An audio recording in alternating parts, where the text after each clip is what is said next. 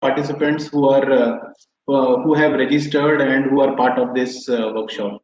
So with this, I think let's not take much time. Let's get to the point. And before I share my screen, so I'll just tell you what exactly is the overview of the talk. Because every time it becomes that whenever you attend nowadays, online talks have become very common, and every time that you attend, you come to know that it's basically a slideshow. So we should not make it a slideshow. We'll let us try to make it as interactive as possible.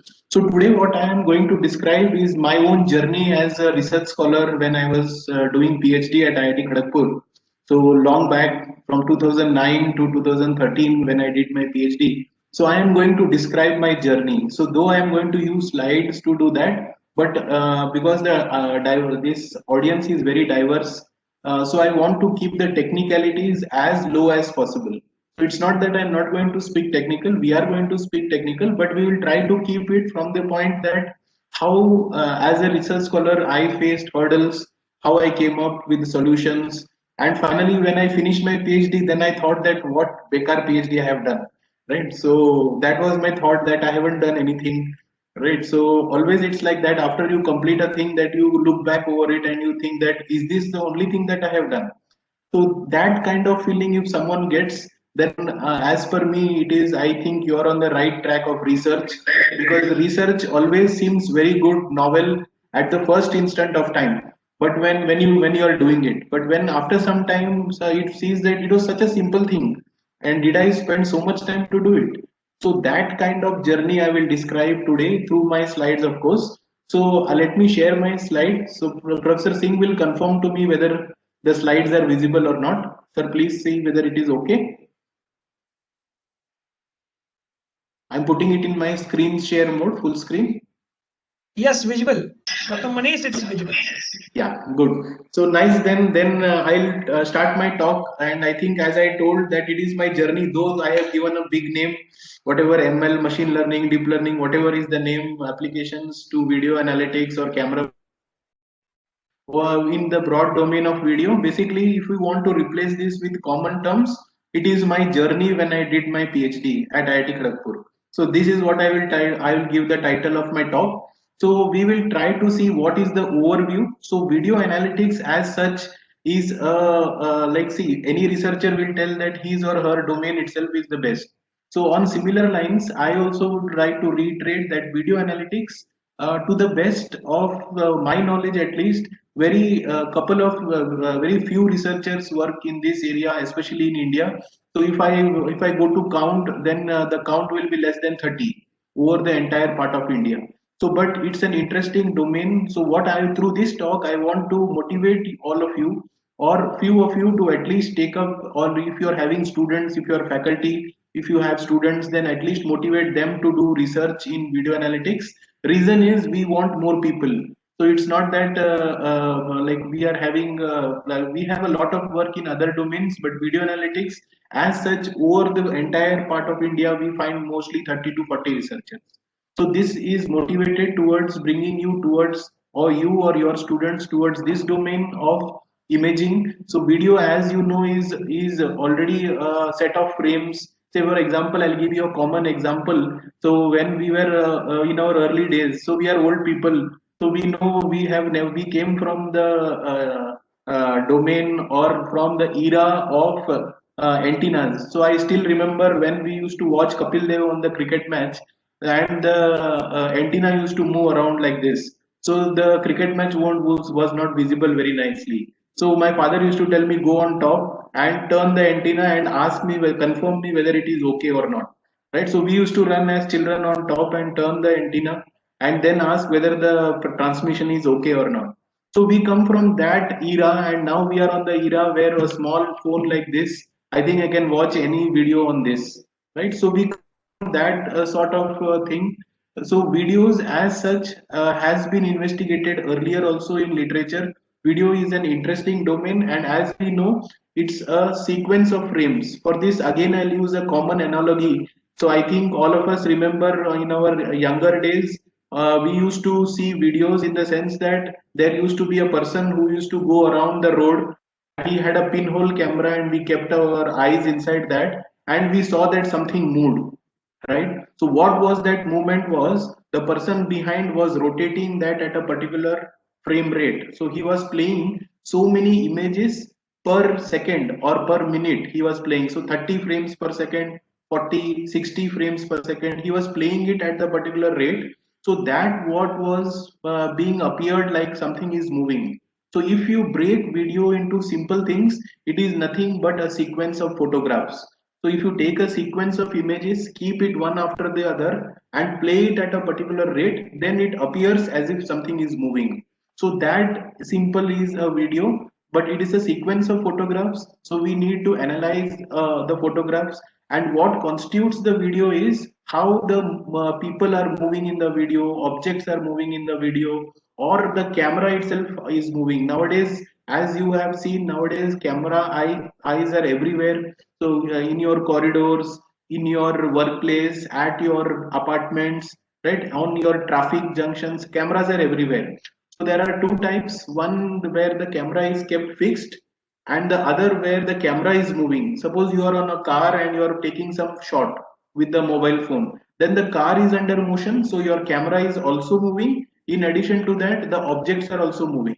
So this kind of videos I tried to analyze during my PhD, and we were getting some problem statements which we are going to speak. So basically, I am going to talk about two things: the video analytics happening in the pixel domain.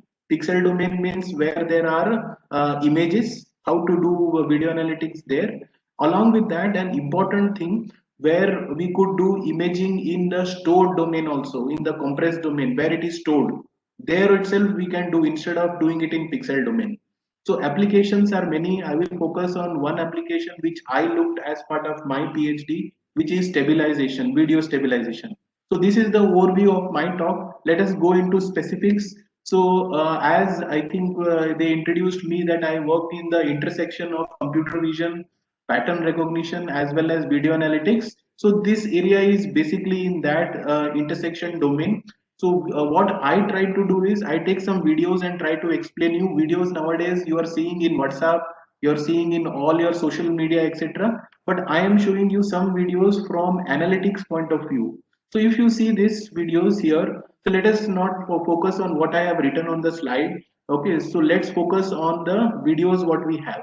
So look at the first video which I am playing. So if you see this, I hope you can see this motion of the videos. So you could see a table tennis person or player, right, playing table tennis. So since we know this, we know this game. So you see, what are your observations from this sequence?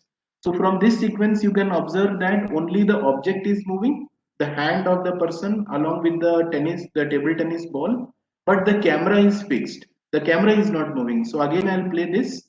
So let's have this discussion and we'll try to analyze from where the problem statement came. So see here, the camera is fixed, but the object is moving. What are the objects in this case? The hand of the person, of the player, as well as the ball, table tennis ball. So let us see the second sequence. See, you can see this. There is some garden here, and the background there is a house, and you could see that only the camera is moving. So again, I'll play this sequence. So if you observe this, please look at this. The camera is moving, so basically the camera is translating like this, and the objects are static, right? So that is one more sort of video sequence where there are no objects. Suppose you are taking some videos of some fields on your car, then there is no motion of the objects, assuming that the field doesn't have birds or anything like that. So in that case, only your camera is moving. So again, I'll play this so you could look at this place. So your camera is under motion, so it is basically translating, but your objects are constant. The third part where both are under motion, so you could see this. This is what is real life.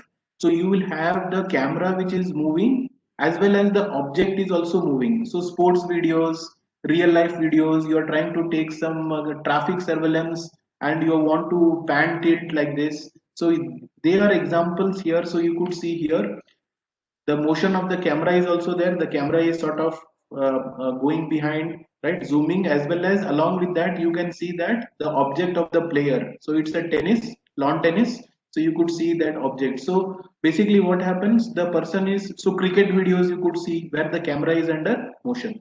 So this is the broad what are camera and object motions.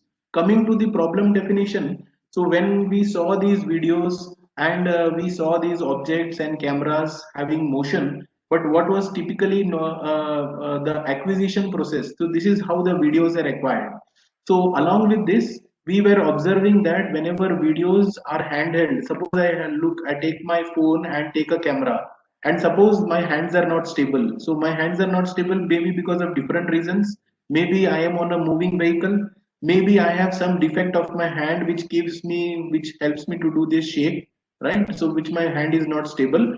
So there are many videos which we are taking via our hand. So I think English wise we call it amateur videos. So you would see many videos over the internet. So such sort of videos taken from hand. So they are called hand camera videos. Typical problems is there is a amount of jitter in it, which we call a shake. I think we call the word common language word shake, right? So we call that the hand is shaking. Technically, we call it a jitter. So or the platform vibrations. So that does what? That tries to do disturbs the video. So how it disturbs the video? Let's look at this.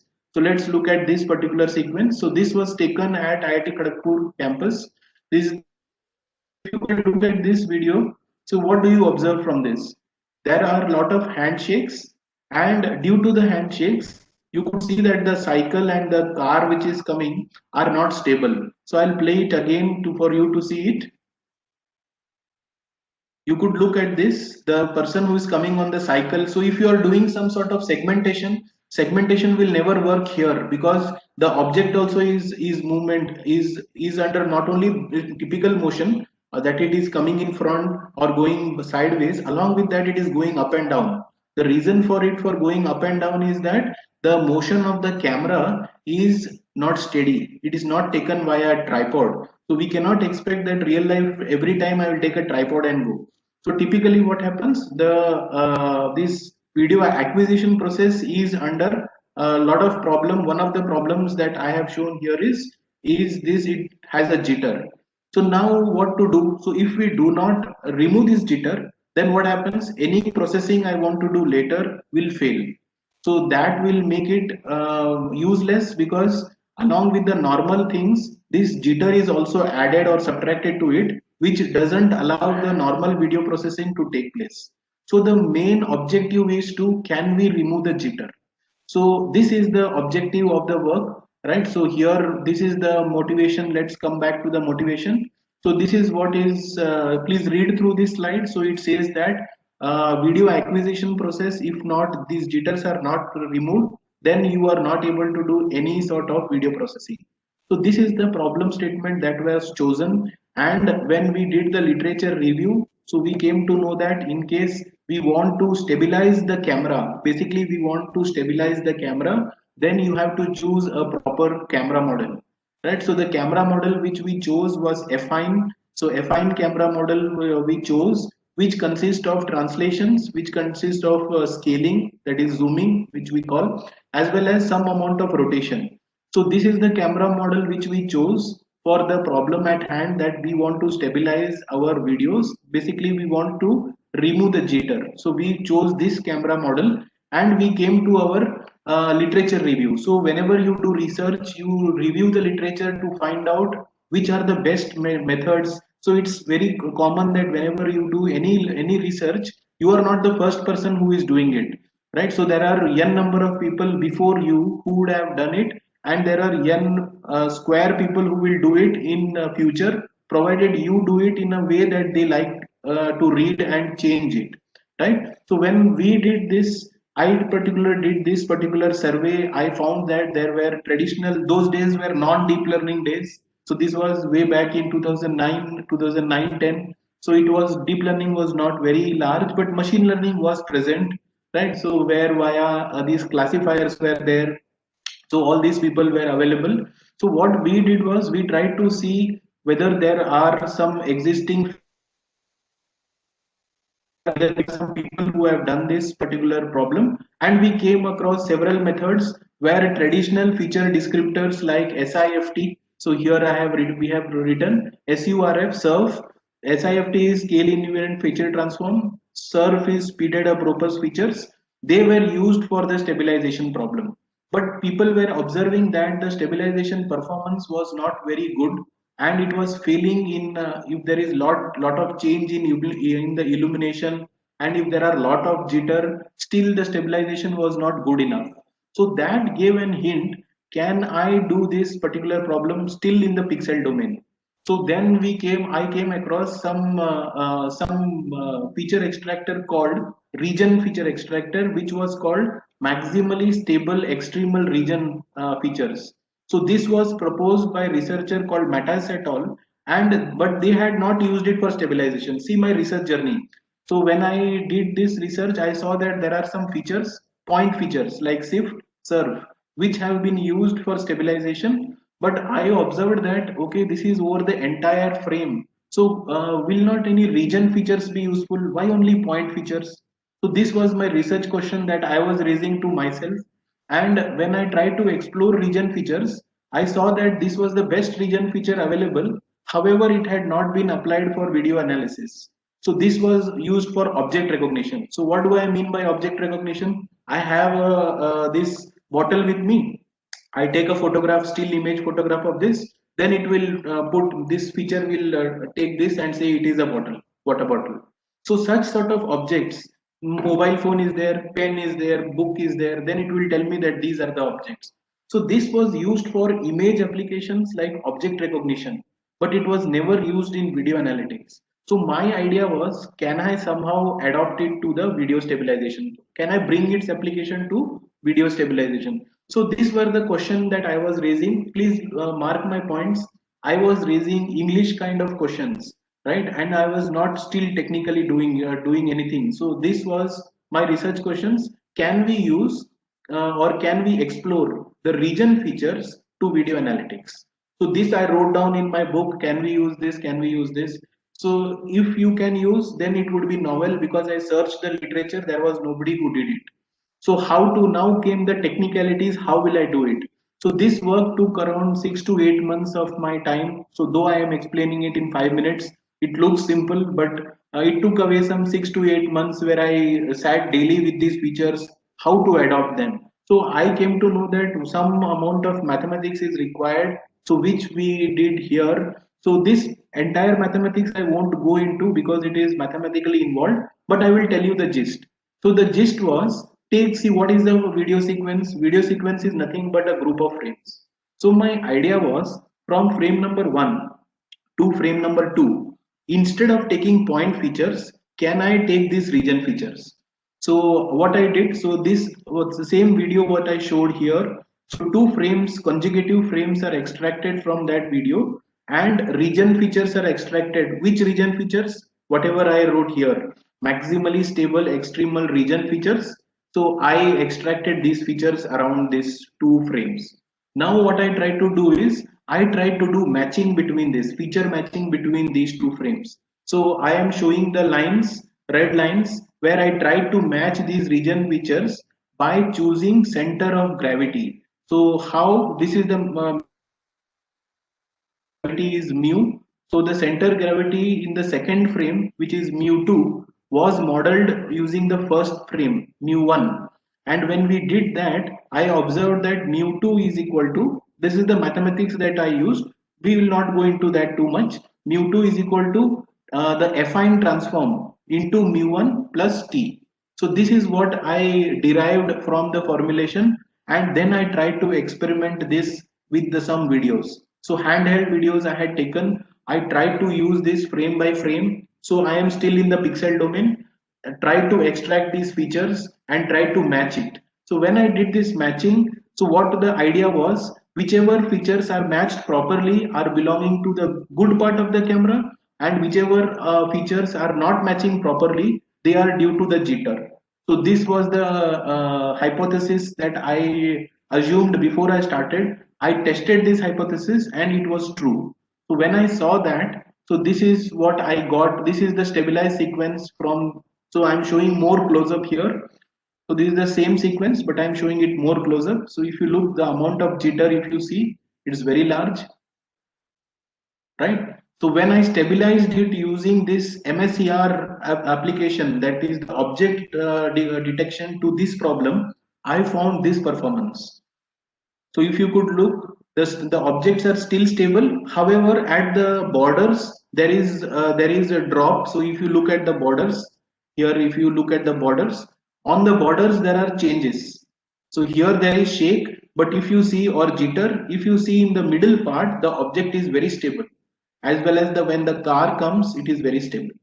So this experiment I did, and I started comparing. So whenever you do research, you compare with people who have done that research, similar research earlier.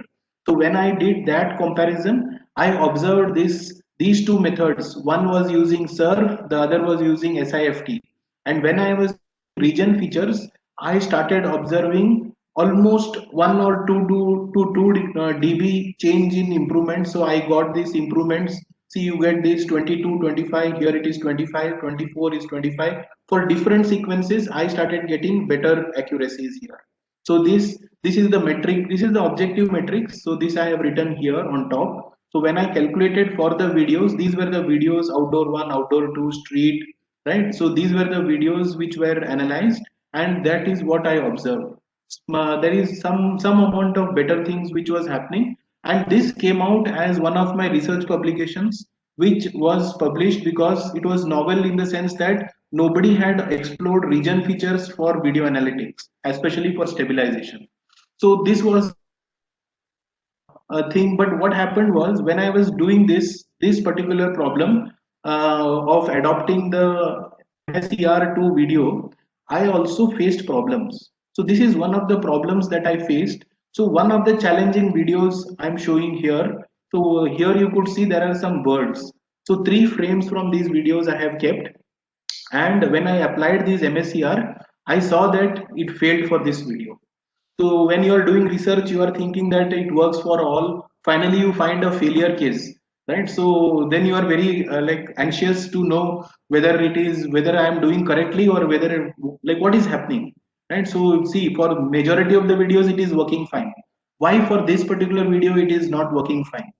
So these questions started hitting the mind. But by the time I had written the paper, and also I had kept this, you can read this paper which is online. Here, there also I have kept the failure case. I have told that this problem is not going to work with this video, and I analyze this. So what is the analysis that I'm going to briefly explain? So when I see that the videos from these photographs, we were extracting features. What was happening is, at some video, in some videos, at some places, lot of amount of motion blur was there. Motion blur is like a degradation because of the camera movements, fast movement of the camera. You could see there are, here you would see lot of blur is there. See, in this case, the second frame is highly blurred. Now the feature itself will not extract. Under heavy blurring condition, features will not extract properly. Then how will you match it? So if features extract, then only you can match. But if features are insufficient, are not extracted properly, then the matching will fail. So when I analyzed that, so I kept the analysis here. I observed that the feature matching was failing because features were not being extracted properly in the pixel domain. So this was my analysis, and I got a limitation of my method. So this limitation of my method was overcome by me itself in that particular work. So what was the idea is, see, if there is, see this, like this is a common thing that will come to any researcher's mind. The question that I will ask, why is this failing? The answer is due to blur. So what will be the natural question to hit your mind? The natural question to hit your mind is, can I remove this blur from this frame and then do video stabilization or feature extraction? Can I do it? Let me do it and see. So to do that, I did what? I took this frame where this second frame which was highly blurred. I ran one algorithm, existing algorithm, which removes blur, right? So it removed blur from that. Then I passed this through the that feature extractor MSER, whatever I called. Then I saw that it was working fine. So this came to my mind that these blur, if it is removed, then this will work fine. So I propose this auxiliary approach on selective deblurring, only remove. So I was manually doing it. This frame is blurred, so I'll remove this. This frame is blurred, so I remove this. Then I'll do, so my videos are stabilized. So, but when it was okay that I came to know why it was failing, and I also came to know how to do it, means how to make not to fail. So that both the things I got. But when I started thinking about this observation and thoughts, so one thing was hitting my mind that how many, suppose entire video is there, will you deblur entire video, right? So then it will be computationally, instead of doing video stabilization, I will start doing video deblurring, right? So when I, how will I know that videos, we are in the generation of automation. I cannot manually go and see hours of video and see where is blur, here is blur, in this frame is blur. That is not a good approach, right? So although I came to know what was the reason for the blur, as well as I came to know how to remove it, but my approach was not good. The approach was not good in the sense that I was manually doing it. So it was hitting to my mind that can I do something which will, so basically this blur is an outlier. So mathematically I was thinking, can we do this camera motion estimation in the presence of outlier? So it is just like this, say 20 people are speaking, right? A lot of noise is there, but still you want to keep yourself motivated and take the class, right? So lot of outliers are there, but still you want to take a class. Here also similar analogy, lot of blurs are there, lot of degradations are there. Can I do my camera motion estimation in the presence of these outliers? That was the motivation that came to me. And when I did this, I spent around 5 6 months investigating this problem, but I was not able to find in pixel domain any method which could do camera motion estimation in the presence of outliers. Then my mind was that, can I change my domain from pixel domain? Can I go to one more domain which is called compressed domain? So what is this compressed domain? I will tell you with regard, very briefly, with regard to the images. All of us know which is the most common image compression standard, jpeg. So jpeg or jpeg, which we call, if I take photographs by my even with my phone, I know that it will be stored in .jpg format. What is this .jpg format? So if my normal format is 1 MB, then my JPG format will be 100 KB, right? So in 100 KB, I can see the same thing what I can see at 1 MB. But what is the difference? Lot of space savings is there.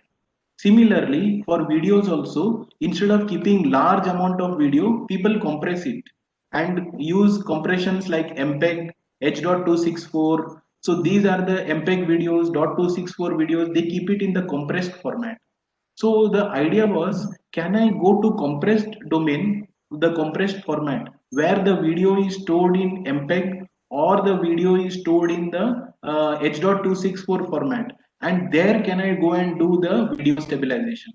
So see the English sentence what I am trying to do, can we do a domain change from pixel domain? Can I go to compressed domain, where I've been going to get outliers, lot of out disturbances are going to be there, and can I do stabilization at that in that domain? So to answer that, we did that and we proposed one of the frameworks which we called the compressed domain framework for video stabilization. So once I did that, see, I was not the first person to work in the compressed domain for videos. So there were people earlier to me who had worked on the compressed domain. So I went and did a literature review to understand who are the people who worked in compressed domain.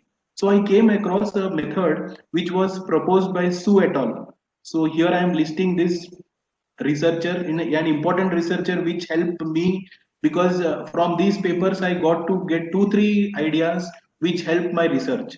So I explored this Su et al. And I found that this person did only camera motion estimation in the compressed domain. So he did simple camera motion estimation, but he never applied it for video stabilization. He never explored it for video stabilization, but he did camera motion estimation. So he did the generalized camera motion. So my idea was, can I use this existing technique and can I do it for do video stabilization using this technique? So that again I saw nobody had done earlier to that. So I explored this Su et al. Directly I took Su's method, implemented that in the Mat. I was doing that those days. I was doing in MATLAB. So I used MATLAB and did this Su et al. I implemented this paper and used it for the stabilization application. So what is my stabilization application? Global, this is my global motion estimation, these three blocks, global motion smoothing and compensation. But these three blocks, instead of doing in pixel domain, as I was doing in MSER method, I did it in compressed domain. In MPEG domain, I did it. So once I did, and whose method I used? I used Su et al.'s method to do it. And once I did that, I started getting this method. I will not go in detail. So you could just think that there is a compressed domain method which was used for camera motion estimation. I used it to remove jitters in the camera. This much you can understand. And this is what the results are very interesting. This is what I observed. And I did not test it first on my good videos. I first tested it on my bad videos. Bad videos means those videos which my earlier methods were failing, right? So by that time, my this MSER method was published, right? So this particular, and this was failing. So if you could see, existing methods were failing. The third frame you could see is inverted in the first in the second row and third row. It is inverted. But in the fourth row, if you could see, that was not inverted. It was working for in the presence of blur, right? So this camera motion estimation, if it is adopted to video stabilization, and it was capable to remove these outliers. So this was my observation. And how it was able to remove outliers, I'm just going to tell you briefly here. I have written handling outliers. How? Because that algorithm of Su et al. Was on every iteration. It was an iterative. From those people in mathematics can understand iteration. In every iteration, I will become better, right? So in every iteration, what it was doing, error it was removing. So 30% error it was removing in every iteration. So these blurring, whatever blur were there in these videos, when I applied this, every iteration that blur were removed, those outliers were removed, and estimation was becoming more and more robust. So that was some sort of able to take out all these outliers and still do estimations. So this was very novel in the sense that till that point in time, nobody had used video stabilization in the compressed domain. They had not done, whereas camera motion was there in compressed domain. So this was again published by me. With this, I happened to get Microsoft funding for this research, where these in the compressed domain I tried to do stabilization, and this paper was published in this multimedia, where we call this ICME, this conference, international conference in multimedia and expo, which is a standard conference in this area of video analytics. Those days in 2012, it was happening in Melbourne. So Microsoft Research funded me to visit Melbourne and present this work. So this was presented, video stabilization in the compressed domain was presented there, right? So this is the objective. So here I can show you it was very fast. So other methods in pixel domain. So these are the three methods in pixel domain. And see, the fourth one, proposed framework was giving such less time. It is average processing time per frame. So we were getting very less time. At the same time, we were able to do good estimations. So this was the notable contributions of this. However, right? However, what happened was there was a problem here in the sense that novelty was little less. Novelty was little less in the sense that camera motion estimation was not a contribution. What I did, I explored existing literature and I found somebody who was there earlier. I took that and put it to video stabilization. Although it was new in the sense that nobody had done it before, still when I was discussing this topic with my research advisor, he was telling me you use somebody else's work to your problem of stabilization. Although you got good performance, although the papers are accepted, still it is not novel. So it is not novel because you are using somebody else's work, right? So it was just the beginning that I was starting to use somebody else's work, right, to for the video stabilization problem. But my head was hitting that can I modify now, can I with this that I can use it for stabilization, can I go and modify the Su et al method? So if I can modify Su et al method, then it will be my contribution to camera motion. Currently it was not my contribution. So that was the idea that I was getting. Can I go and modify Su et al? So when I explored Su et al, I observed that he was using the entire video frame for doing the analysis, entire video frame. So by that time, wavelets had matured fairly enough.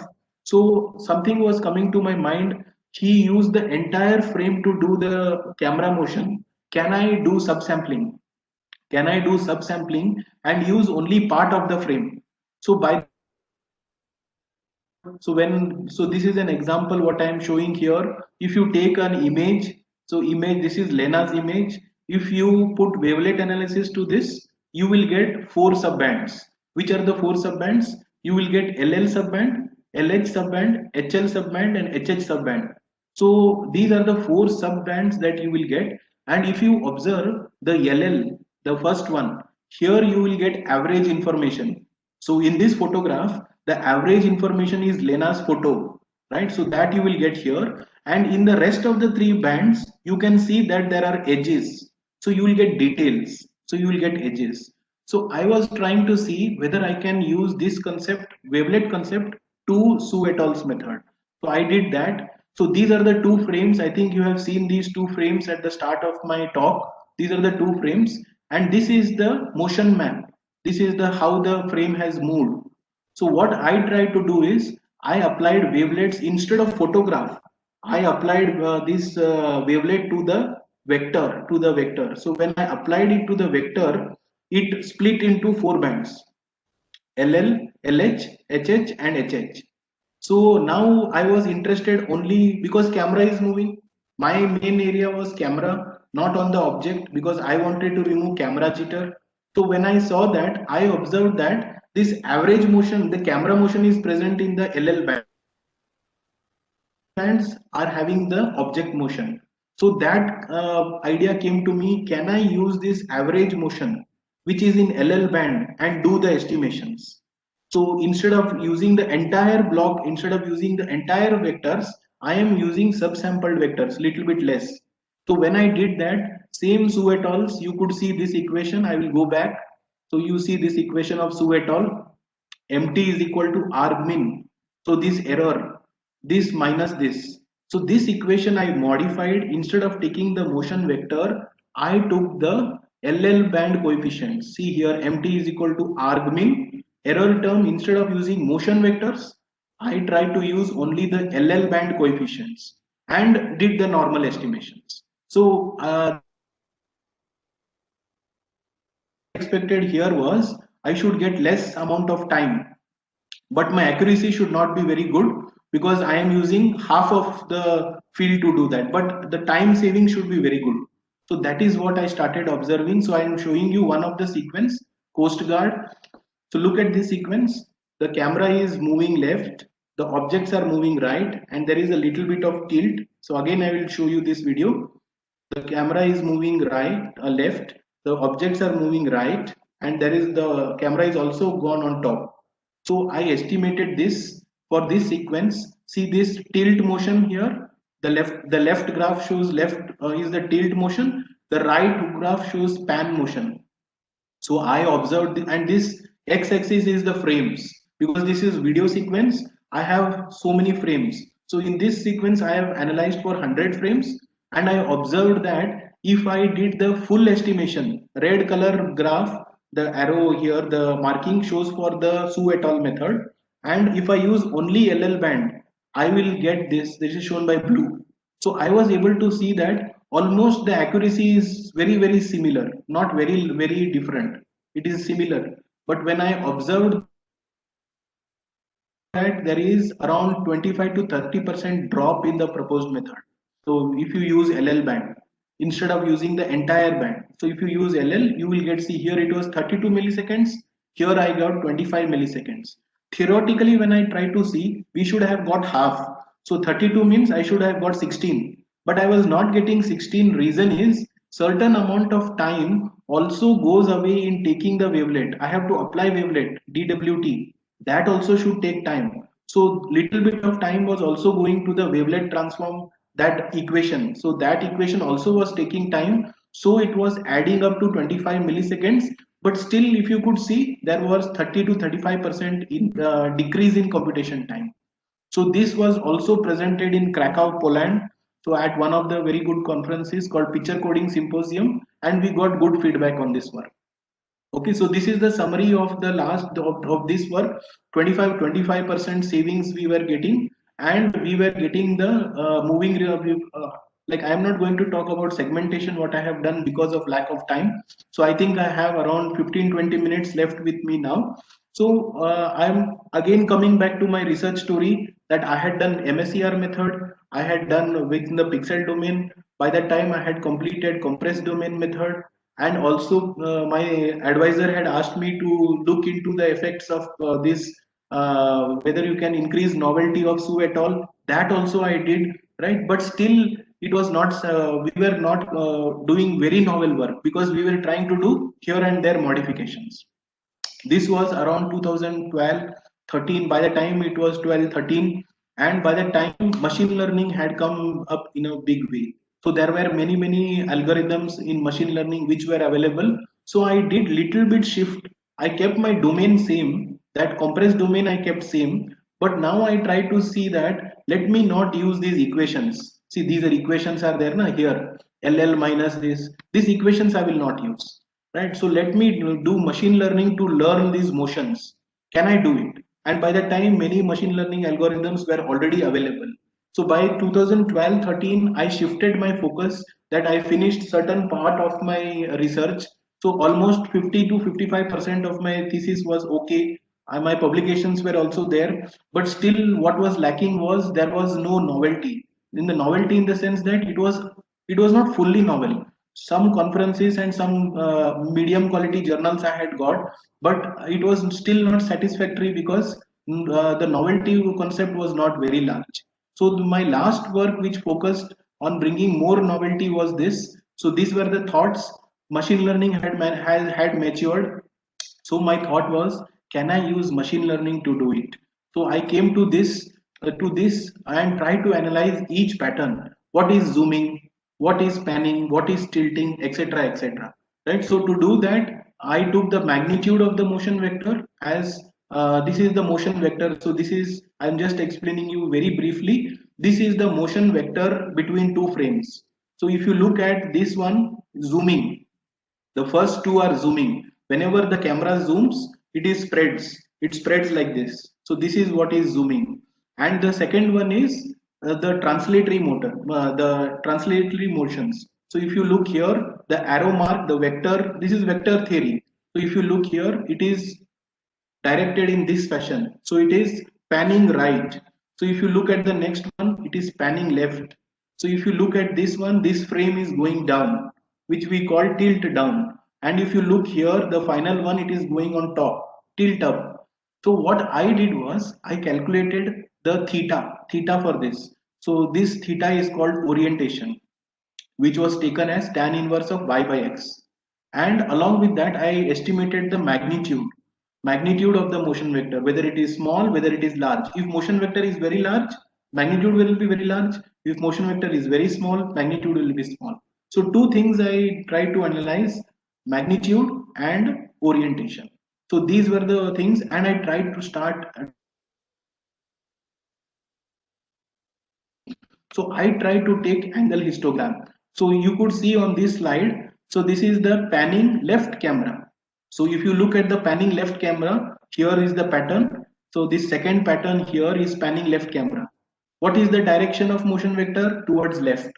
What is its angle? Angle is ideally 180 degrees. 180. So here you see, if this is 0, then this will be 180 degrees. So it is 180. So when I took the angle, so angle histogram, when I took the angle histogram, you see here I was getting the angle histogram at 180 degrees. And what I was getting, magnitude histogram, there is some magnitude to the vector, and this is what I was getting. This was the motion map. This is the left, panning left case. Similarly, what was my option? Tilting up. All are tilting up. So this is the motion map which is tilting up. So obviously the theta should be 90 degrees. Theta should be 90 degrees. One like this, 90, 85, in that range. So this angle histogram was pointing like this. Similarly, magnitude histogram had some case. So the theta tilting up case is shown here. This last one, tilting up, 90-degree angle. Though it is not exactly 90, but I was studying the patterns. So the third pattern I was tilting up. Then I was telling about zooming camera. Zooming camera means everywhere. Zooming camera is like this, spread like a flower. So what I was seeing, all angles are possible. All angles are possible. So it was looking like a flowery pattern, right? So there was no one bin, there were several bins like a flower. Magnitude histogram also was good, that there was some magnitude, certain magnitude for the vector. Similarly, tilting down means 270, 240, like that, it was going down. So I observed single bin which was going down. Similarly, magnitude histogram was also significantly good. Then I studied this still camera. Still camera means it has not moved at all. So the camera is just still. It is not moving, it is still. So what is the angle? If there is no moving angle, the angle will be almost 0 degrees. And what is the magnitude? The magnitude also will be 0. So 0 angle, 0. So camera has not moved at all. So whatever has moved is only objects, little bit of objects. So what you will get, the angle histogram will be 0 degrees, typically 0, 4, 5, 10 degrees, like that. And magnitude, there is no magnitude more made because vectors have not moved at all. So there will be one peak at the 0. All are 0, right? So next is panning right.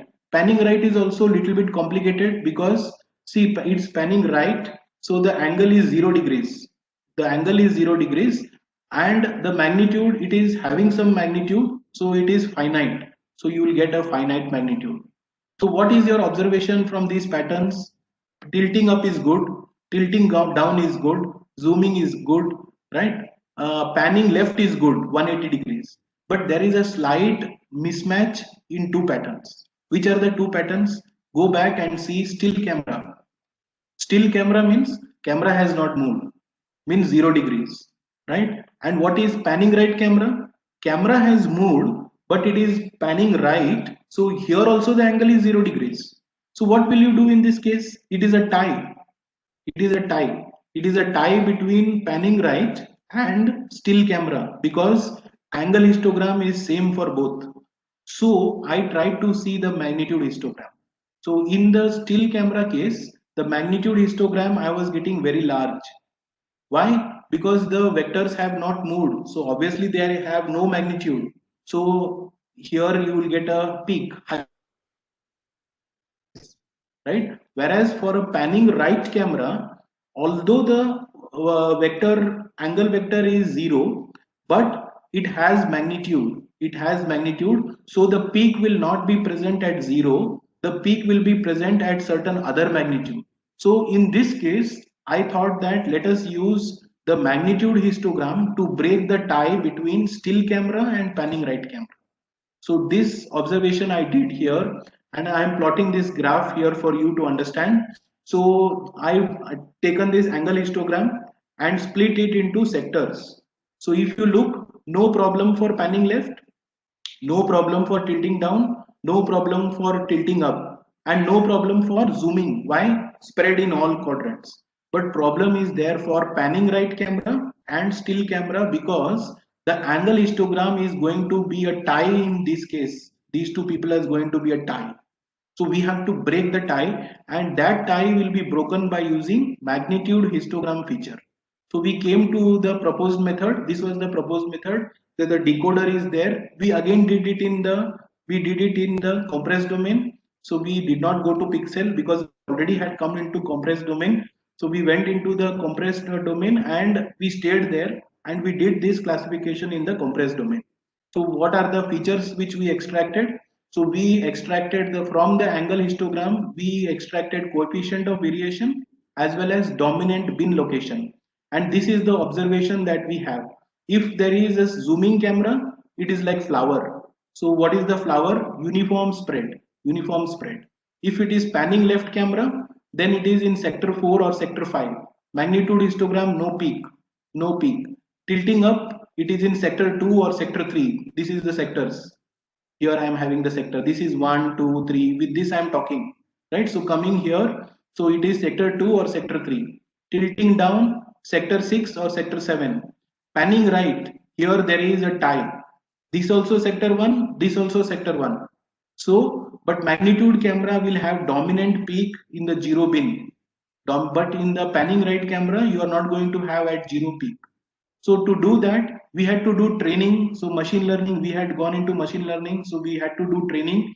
This is the video that we used for training. So this is the Olympic video sequence. So you could look this. So I'll just go through this. It's a large video. So this video almost contained around 80,000 frames. So if you look at this, it has all types of motions. It has all types of motions. See, there is zooming motion, there is tilting motion, tilting up, tilting down. So if you go ahead, here, see you have this, he's moving up, he's moving down, right? So all these sorts of motions were used for, so this video was used to extract the features because it contained almost all the motions. See, this is panning right, going on top, coming down. So we got lot of video frames from this sequence and we did this classification. So what is the classification? 6 camera patterns we had to recognize. Which were they? Zooming camera, panning left camera, tilting up, tilting down, panning right, still camera. At level 1, we recognized zooming camera. Why? It was very easy. It is flowery pattern. So zooming camera was separated. Then panning left, tilting up, all of these 5 people were together. Then we use the dominant peak. In panning left, we saw a dominant peak on the left hand side. Tilting up, top. Tilting down, down. Whereas there was a tie in PRC, panning right and still camera. So this we broke using magnitude histogram. And here we got the separation. And training we did using the video that I showed. And and we labeled sequences which were not used during training. So in machine learning, it is very important. You should not show your test data or else the classifier will learn it earlier. So we use these two videos to see whether we have done correctly or not. For your recognition purposes, I have kept these colors corresponding to these patterns. Please look at these videos. And on the frame, I have given the color. This is the entire video which I showed you a short video earlier. This is the entire video. You could see blue represents panning left, red represents zooming, right? Then this yellow represents like this. So I'll just play this again for you to now see. It came from our algorithm. Look at this.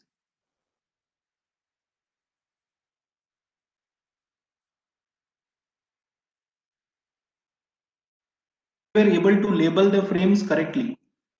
But in this video, there was no tilting up and tilting down. So we used one more video here for that, recognizing those cameras, see tilting up.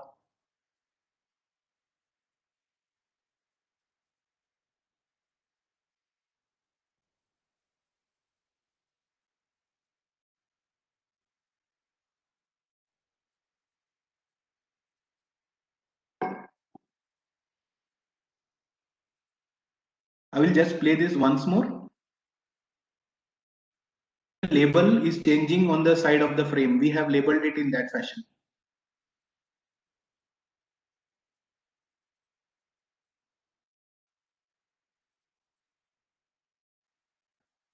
After this, but see, we did this, we got better results, we were better than state of the art, it was novel, everything was okay. And the paper was also done, that it was written and etc. All the things were brought. But when I was discussing this with my supervisor, he told me, see, you started your research studies with stabilization. Now you are talking about camera motion, right? And you are doing some method, you got good result using these histograms, you use this Olympic sequence to do training, testing, etc. But where is stabilization? So this work will be incomplete if you do not bring an application to stabilization, because you started with stabilization, you should end with stabilization, right? Just the way I started my talk with showing you stabilization, now I cannot I cannot end by telling something else, right? So I have to reach a proper conclusion. So my advisor was telling me, see, I don't know, you have started with stabilization, I don't know what you do, right? But you have to finish with stabilization. So now, though it was an English sort of sentence which was given, that put a problem for me, because already my 3 years, 3.5 years had got over. Okay, and though papers I had got, right, and this was also novel. Nobody had done this earlier. I had written the paper Now, from where I will bring the application to stabilization, right? So how will I bring this application to stabilization? I don't know. Really, 2 3 months went away in thinking, what will I do? How will I bring this stabilization? How this camera motion I will bring into stabilization? Nothing was hitting my head. It so happened that, see, research need not be coming every time in the room. It so happened that I happened to talk to one of my colleagues, and that colleague of mine told that, sir, you are doing stabilization, na? I am having one video in which my this hand is, somebody who has taken the camera, in between the hand is very like this, okay, and can you stabilize that? Then I said, okay, give. Then that colleague of mine gave me that video. It was classical dance, and I could see after, I think, say 25 minutes, somewhere there was a shake like this. Now I have to see this 20 minutes. I did this. I had in VLC media player. I went ahead like this, because my aim at that instant of time was to finish my PhD. Right. My aim was not to see that dance. Right. So what I was trying to do is, I was trying to see this, what I can do. Right. Finally, something came into my mind. At 25th minute, there is a shake in between. Right. So, and I am manually seeing this like this, and after 25 minutes there is a shake, and after, say, after 3 minutes, that shake is gone. So, okay, I went there, extracted that, and did stabilization and gave it to that colleague. Okay, but that gave me one idea. That gave me an idea. I did camera motion recognition where I recognized 6 patterns, right? And initially there was no movement at all. Initially there was no jitter at all. Somewhere in between the jitter came. Can I recognize this? Can I find out where the jitter came? Instead of physically seeing, like using my eyes and seeing, can I go techniques and see it? So that was the idea typically which came when I saw that video. And that, you won't believe, that gave me one of my last works, ending of my PhD thesis what came from there. Then I did this. I did not go and tell my supervisor, because he would tell me, I don't know what you do. You have to finish with stabilization. So this will be the typical word that he will use. So I did not go and disturb him. So I said that, let me do it first and see. If it comes, then I will go and talk. If it doesn't come, then again I will sit. Right. So what I will do? So then I just saw the motions. So what I went and captured, this is again taken at Kharagpur campus. So please see this sequence. I was in the background, so I will just reduce the voice. This video. So it is, see, it's a good video. No shake.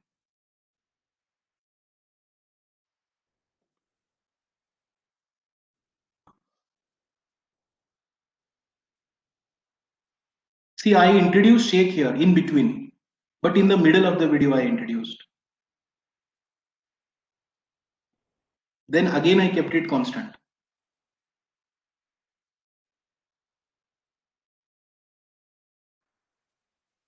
The voice that you hear is my own voice. I was with one of my colleague who was there with me, and I intentionally shook.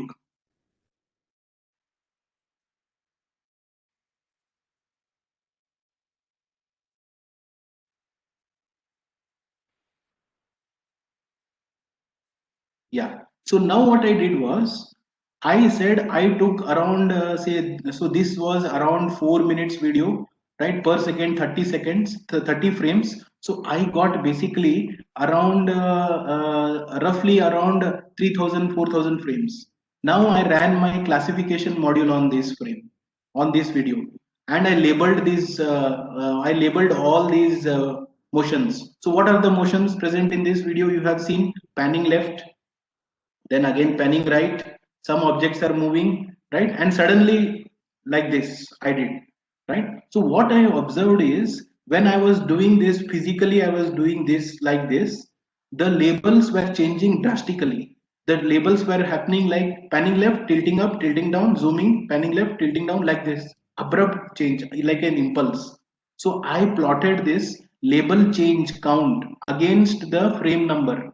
I did this, and I observed at 3 places there was peak. This is the first peak where I did very large tilting and zooming like this. This was the second place, and this was little bit last. So I observed this. right? Then I came to know that can I do machine learning and recognize these peaks. So that is what I did. Using the labeling of the videos, I chose those segments which crossed a particular threshold. So if there are more than 5 label changes, so if there is only one label change, panning left, no problem. Only panning right, no problem. But panning left, tilting up, tilting down, panning left, then it is happening, jitter is happening. So if the label count is changing in 30 frames more than 5 times, then that is a jittery segment. So I understood those, I marked those things. Then my idea was run the classification module, get the smooth segments and get the jittery segments. And earlier only I had proposed video stabilization, run the video stabilization only on those segments which require. So here, whichever peak is there, only those frames will enter this top pipeline. All below pipeline will not be affected. Directly it will come here. So it will be very fast. So then I brought my camera motion, which I proposed, to application of video stabilization. It worked. Finally, I went to my supervisor and I told, this is over. Now, if you tell me anything also, I'll not do. Okay. So this is what I finally told. And this is the comparative analysis. We will not talk about this because of lack of time. It means that we have done lot of extensive experimentation and got this. So we won't go into this. I will summarize my last work. This is the last part of my talk. So the summary is I explored machine learning for the camera motion classification task and brought it to the video stabilization application. So with this, I was able to get couple of publications. So the second one is what I talked. I did not speak about the first one because I did used it for segmentation also, but it's as part of my PhD work. But I have not talked about this. But my second part is what I talked in this talk: robust learning-based camera motion characterization with application to video stabilization. Happened to be my last work at IIT Kharagpur, which resulted in a IEEE transaction on circuits and systems. So with this, I told my supervisor that my work is over. If you tell also, I'm not going to do further work. So these are the journal publications. These are the few of the conferences. I think spoke about the third and fourth one at Microsoft Travel Grant to Melbourne, as well as the Krakow to Poland. Other things I have not spoken because of lack of time. Okay, and this is my current research. My current research is still focusing on camera motion, but now we have shifted to zooming cameras. So now my task is to only detect via my student. My student is working on this. So zoom motion problem where we are trying to detect zooming cameras. Along with this, post my PhD, we have also opened up another domain in image forensics. So we are also investigating images and videos from forensic point of view. So we are presently executing several sponsored projects. One of them happens to be which is completed happens from DST Serve via the early career scheme, and current running project is with DRDO where we are trying to do imaging and video solutions. So this is the sponsored project. This is my lab. If you happen to come to Rourkela, which is in the western part of Odisha, do make it a point to come to our lab. So we are located in the electronics building, which is part of the electrical sciences domain. And these are the boards that we have at our lab. And we do currently we are also doing airport surveillance using Kinet cameras, and we are trying to get some methods. We have I have not spoken about my other part of my work, my students' work. Okay, so this is what is going on in my lab currently. And also we have some foreign collaborations. The Gyan course was there with University of Siena, but it got postponed due to COVID-19. The expert couldn't travel to India. And as Professor Singh said, I and he happened to visit Tokyo. I think it was nearly the same year, same time during last year, January to February, we were in Tokyo, Japan. And before going to Tokyo, I think you can see one of the pic where you could see me as well as Professor Singh in the picture. So like this, we are doing some foreign collaborations. We are doing some India related research. We are guiding students. So that's how the research is panning up. So I think this will be my. I am on time. It's 11:15. So I don't speak even one word extra apart from my time given. So that's the way I am, right? But I would like to make one request to all the participants. See, I have told you my journey as a research scholar. I intentionally took up my work, okay, though after that there are several works published by my students. I took up my work itself because what best to tell you than my own experiences, right? So the amount of work was put, the amount of frustrations which were experienced, and along with the proposed methods, how it came to the mind. So I told you a story which spanned over 3.5 to 4 years. I think there Am is I some audible? disturbance. Yes, yes, we just lost some audio. Am I audible? Yeah, like I think there was some disturbance. Okay, so I'm just winding off. So I've just, I've just told you a story, and this story is for all, right? So if you are successful, then please remember that you are having a lot of failures which you have not shown. Okay, so that's the way I tell to my research scholars or the people, the students who work with me. They say that, sir, results are not coming. So whenever they tell me the results are not coming, I give a smile and say that I myself, if I have published 4 or 5 papers, then I have got 10 rejections. Right. So if a person is successful and is standing in front of you, he or her, okay, then you should be knowing that he or she is not showing his or her failures, right? So failures are part and parcel, and we have to take life as it comes. So that has been a work, and in fact it's a good journey that I have experienced. Every day is a learning experience. Today also it's a learning experience for me, because I am addressing people who I have not seen. So but I since I have not seen you people, so if you meet me somewhere or the other, do remember that I gave you this talk, and you know me via this talk. So with this, I think from my side it is over. I am to my time. I open it up for questions, and if there is any, so I'll be happy to take.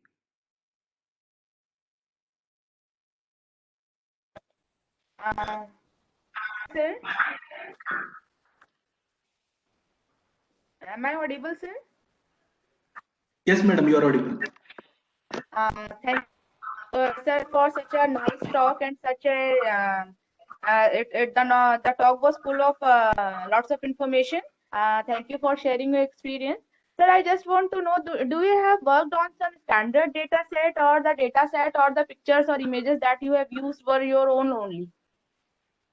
Okay. Yeah, I'll answer this. Yeah.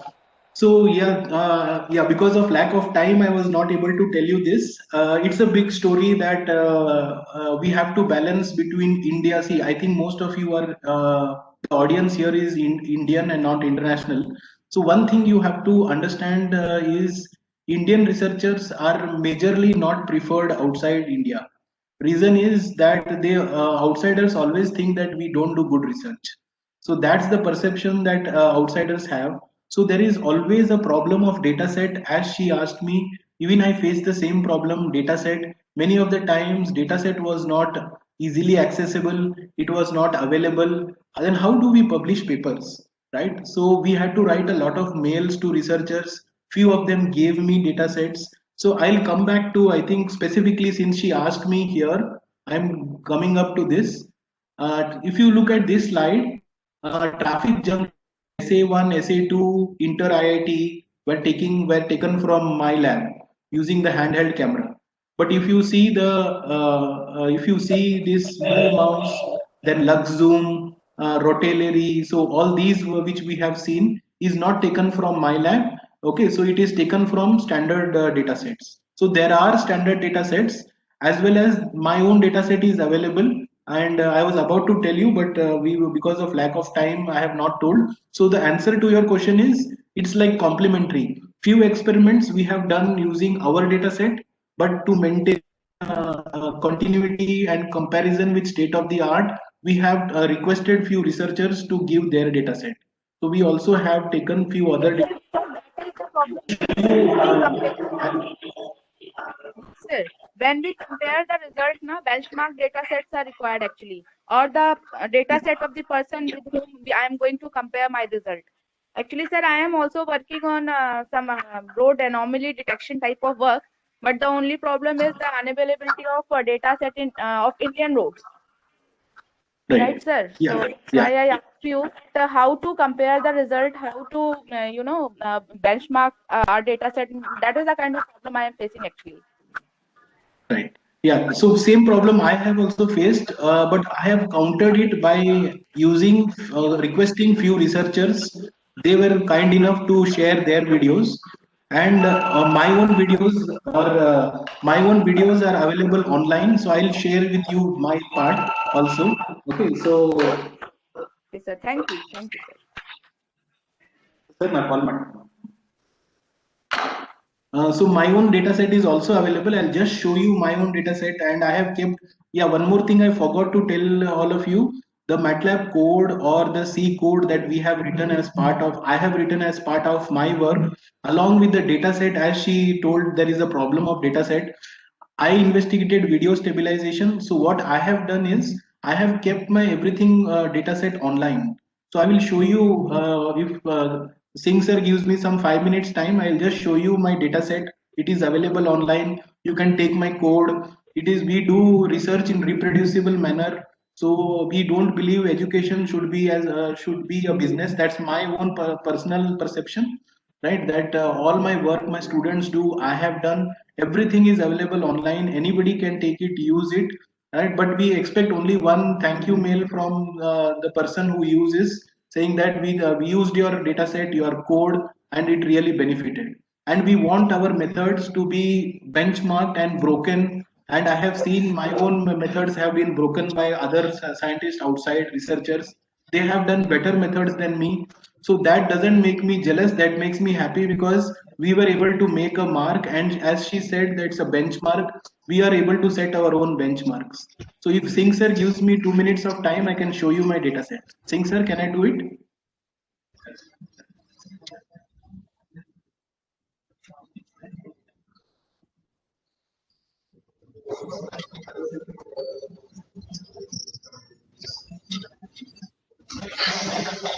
Yeah. Okay, I think Singh sir is busy, so I'll just show you my data set. So you could go to my Google sites. This is my Google sites. So you could go to my publications.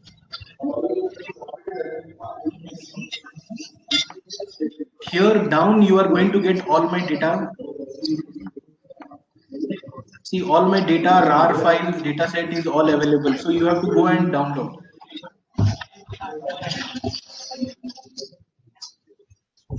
So all of this is available. You could just download. These all papers are easily available. The data set is available. MATLAB code is also available. So you can just download and do research and use it in your own work. Okay. So this is what is this, and I think yeah, I think I'll show you the videos.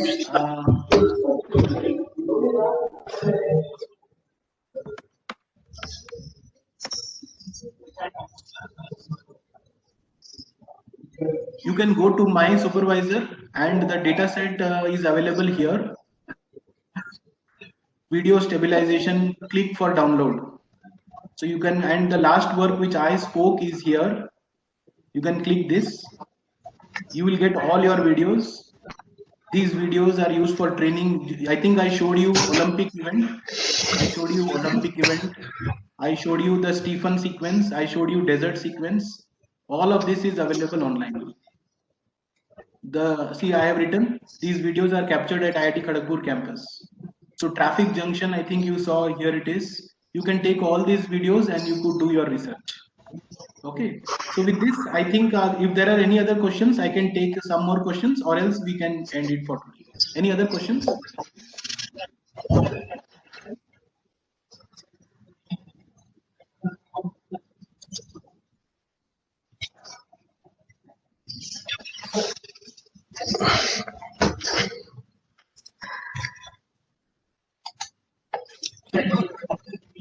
I think I'm ending my thing here. So I'm handing it over to Singh sir for Dr. the Manish, comment. am I audible?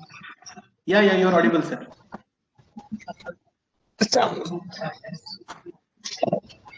We are facing some technical problem here we are facing some problem at triple IT level. Our network, my network is creating problem. So last 2-3 minutes I have not listened. Anyone have another question? So we may discuss. Any participants have any query? Chat box you can write or you may discuss. Well, so thank you, Dr. Manish, for introducing that PhD is the commitment and it's a continuous process. And anybody who wants to continue in this PhD or in any research part, it's always easy to dig and create a pond, but difficult to create and go in depth and create a well. I used to give this example. If anyone wants to create a depth or well, it takes time, it takes a lot of activity which we need to perform. But if you go and dig and create a pond only, easily you can dig in one place and in another place. So as a researcher, what we do, it's a continuous process. It's not like that in one day, in one run, I can solve the problem. Thank you, Dr. Manish, for introducing so nicely and motivating and sharing your journey, which is a journey of all, that how through the commitment and through the active involvement, anyone can do the research. We have the commitment. That's what well said, that commitment is more important than the talent. And that is more valid for the research part. Also, those who are willing to do the research, better to be committed. In every day, it's a continuous, it's not 1 hour, 1 day, or 1 month job. It's a continuous process. And definitely, if whenever you do the continuous work, you will achieve a fruitful things. Thank you, Dr. Manish, again, so beautifully introducing this nice problem, challenging problem where people are applying more deep and machine learning. But you have also introduced in depth how this problem inbuilt and nitty-gritty are those things. I am hopeful that it may motivate many participants, those who are interested in that area, to explore and work in this. Also, I would like to highlight, and already Dr. Manish, I highlighted that in the last 1 year, also important part is to create a network. And the last year, as a DST participant, we visited Tokyo and we met, and that's how in the last 1 year we have started discussing in the terms of research and other things. So thank you, Dr. Manish, for just accepting this invitation and giving such a beautiful talk. Thank you again, Dr. Manish, for sparing. Thank you, sir. So can I leave? Yeah, bye. Thank you. Not just we are facing some network problem. Yeah. So thank you to participants, and I am leaving the session. Thank you very much. So next participant is a tea break. You can say we will meet sir at 11:45 for the next start.